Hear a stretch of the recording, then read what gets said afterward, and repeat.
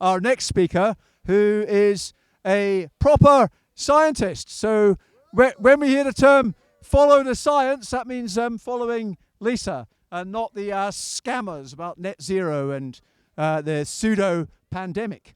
Right, so Lisa Hutchinson is an editor of peer-reviewed science journals. She's got a very, very long track record in the scientific community, and she's going to talk today about how her experience, she uses that to challenge all of the misinformation, disinformation, and malinformation that we face from the establishment.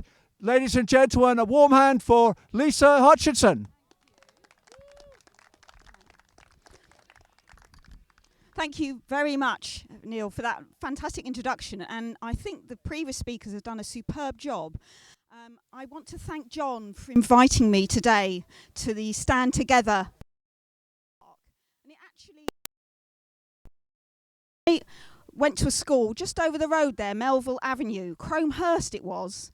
And I was educated there between the age of 7 to 18. I say the word educated, but I use that term quite loosely, because although I have fond memories of friends and well-intentioned teachers that got me through the sort of primary and secondary education system, I would argue that really the education system, which starts when we're barely able to walk, is the true indoctrination system.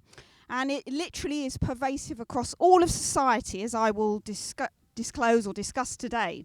So my background is in academic publishing, and I was the chief editor for 14 years of a journal called Nature Reviews Clinical Oncology. So my background, my PhD is in oncology from the Royal Marsden, and I've got over 17 years of publishing experience. Now, unfortunately, and this all, by the way, publishing ties into the World Economic Forum, as we'll discover a bit later in my talk. But basically, while I was chief editor at 2010, 2012, I started to become disconcerted and concerned about the corruption and perversive behaviour that was going on in academic publishing. So in 2010, let's wind back a little bit. Basically, we used to publish articles in all journals, academic journals, using what we call a subscription-based model. So the reader would pay to basically, the academic readers, usually not members of the public, who would want to read the Lancet in their spare time, really, in all honesty. They would pay £100 a year, typically, to get a whole annual's worth of subscription. But in 2010, something happened. All of our publishers and the top-notch guys at Nature Publishing Group started, where I was based, started to say, oh, there's a problem. We've got taxpayer-funded research going on.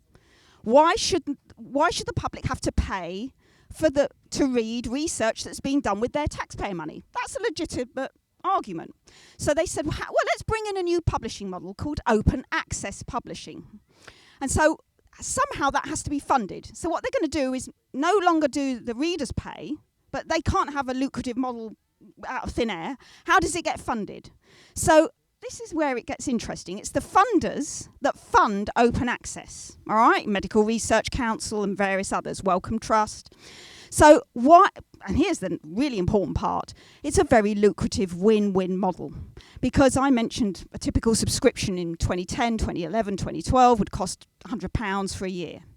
They started bringing in article processing charges, APCs, per paper. And I can tell you that BMJ charges authors £1,500 for one article. Nature has an exorbitant price of nearly £10,000. Now, the British Medical Journal will publish at least 400 papers a month. You work out the maths. They're raking in well over £500,000, 500,000-600,000 a month. And that's just on an article-by-article basis. Now, it struck me as very strange. Why on earth would we have funders who are protesting on behalf of the public, who are paying for all this research? Why are they paying through the nose up front?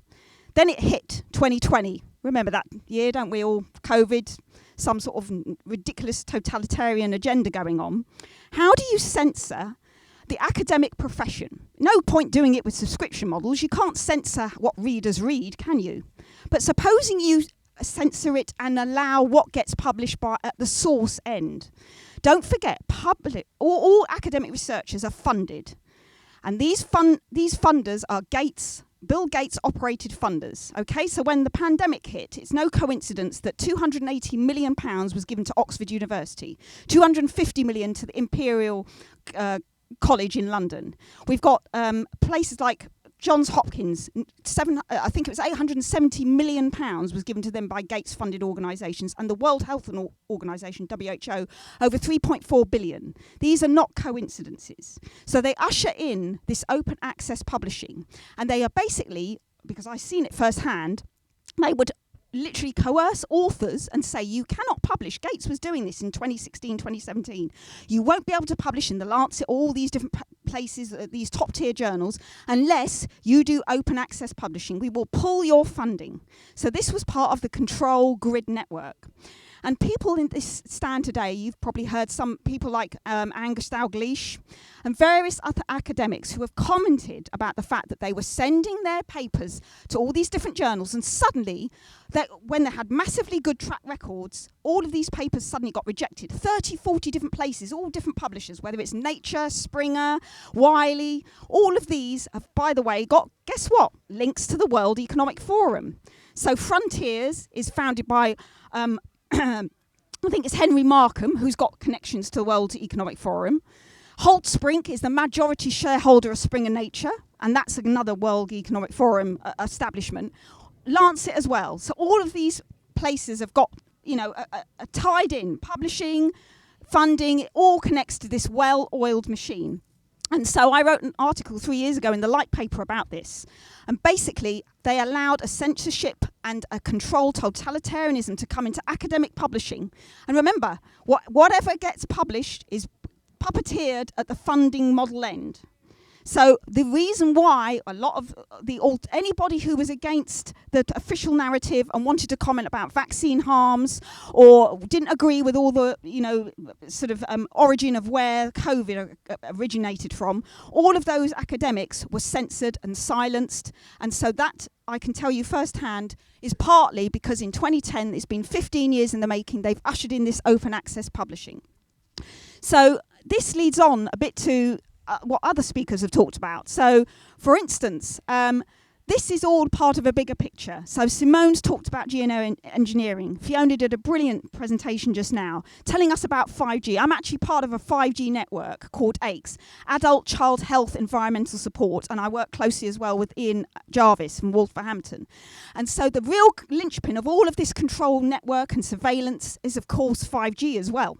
And so you don't need to, isn't it astounding that all these LED street lights that appeared all over the place with the new sort of heads that they've got on them, as well as the 5G monopoles and all these 5G towers, it's because, as the previous speaker told us, they have to collimate the signal. It's phased array. This is beamforming technology which has come from the battlefield, and they are using it. LiDAR and radar is in every street light, every street hub, all the street lights that you're seeing. All the pedestrians and motorists are actually being beamed in the invisible field spectrum with LiDAR and radar causing cataracts.